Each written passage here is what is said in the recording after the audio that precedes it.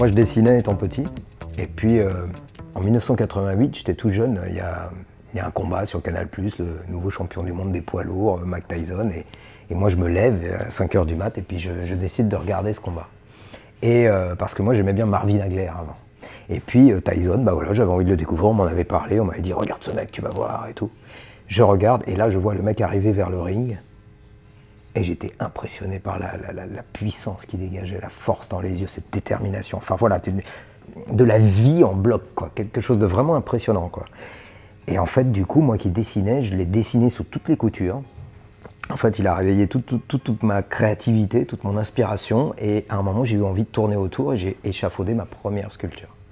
Et donc, c'est parti de là, Mike Tyson. Donc, c'est vrai que l'histoire, elle est belle parce que j'ai pu aller ensuite lui offrir aux États-Unis cette sculpture grandeur nature pour le remercier, en fait, justement, de m'avoir réveillé, on va dire. Et on est resté en contact. Et d'où maintenant ce projet d'aller exposer celle-ci aux États-Unis dans le Tyson Ranch qu'il a créé à Las Vegas et où il accueille beaucoup de gens de la boxe, justement.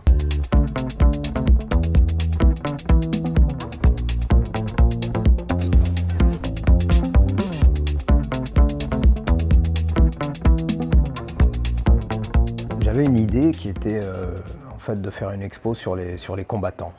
Voilà. Et parce que moi j'ai fait 8 ans de boxe anglaise et puis 3 ans de compétition de karaté aussi. Donc les combattants, c'est quelque chose qui m'a toujours qui a toujours poussé mon admiration en fait, parce que moi je sais à quel point c'est difficile et moi je suis pas allé au bout, j'en avais pas les qualités. Et je me suis dit, cette pièce, j'avais envie d'une pièce grandeur nature, qui serait la pièce maîtresse. Et avec le contact justement de Mike Tyson, je me suis dit, il va parrainer tout ça. Et donc je voudrais que la pièce maîtresse, ce soit lui, et si possible une pièce grandeur nature. Et ce qui s'est passé, c'est qu'il y a eu cette exposition qui se profilait doucement ici, sur la beauté du geste. Et donc Frédéric Mett m'a proposé d'y participer, sachant que je faisais des sportifs, parce que j'ai aussi fait Mbappé, Zidane, enfin voilà, il était au courant de ça.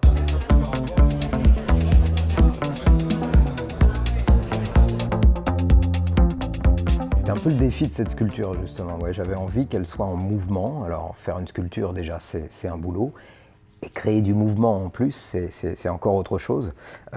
Donc voilà, c'est le défi de cette œuvre qui est donc penchée volontairement et qui est en plein mouvement.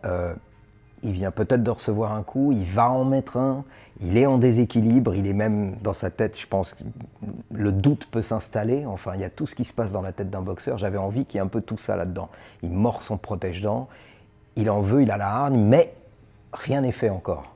Voilà, donc c'est ce petit moment de doute que j'avais envie d'exprimer. Et effectivement, dans les sculptures, souvent ce qui me gêne un petit peu, c'est le côté un peu statique. Et je crois que le mouvement, c'est un beau challenge, c'est un beau travail.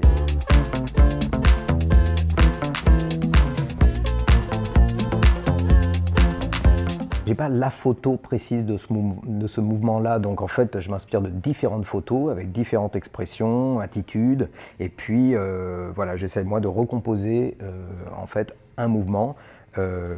J'ai un peu créé ce mouvement, bien que quelque part il a dû exister forcément à un moment, mais je l'ai fait un petit peu à ma sauce, quoi. J'avais envie de cette position-là, donc j'ai regardé un petit peu ce qui pouvait correspondre, et puis il faut aussi regarder comment se tient ce boxeur, quoi, ce qui est possible chez lui par rapport à son corps, son attitude. Donc voilà, j'essaie d'être fidèle dans l'idée que je me fais du bonhomme.